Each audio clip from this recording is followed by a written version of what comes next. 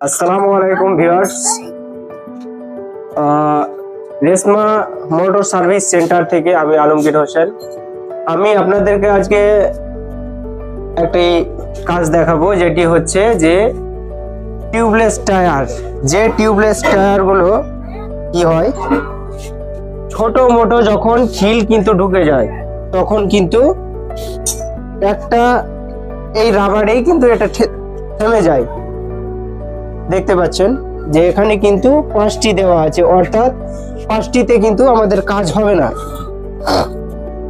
এটা কি হয়, এটা অটোমেটিক বেরিয়ে চলে আসে। তো যেসব নতুন মিস্ত্রি যে এটাকে কিভাবে রিমুভ করব, এটাকে কিভাবে ঠিক করব, এটা আপনাদেরকে আমি দেখাবো। তো দেখতে থাকুন। প্রথমে আমি এটার কিন্তু নজল খুলে হাওয়াটা ফেলে দিয়েছি। এবার আমি যেটা করব যে এটাকে বসানোর জন্য আমাদের কাছে কিন্তু কোনো ধরনের টুল নেই। তো আমি প্রথমে দেখব যে এটা কিন্তু আমার দ্বারা বসানো সম্ভব না। এটা হচ্ছে টিউবলেস টায়ার আর প্রচন্ড হার্ড হয়। তো আমি আপনাদেরকে দেখাবো যে এই টায়ারটি কিভাবে সহজে খোলা যায়। আমি প্রথমে একটি কিন্তু টাইমিং চেন নিয়ে নিয়েছি হাতে।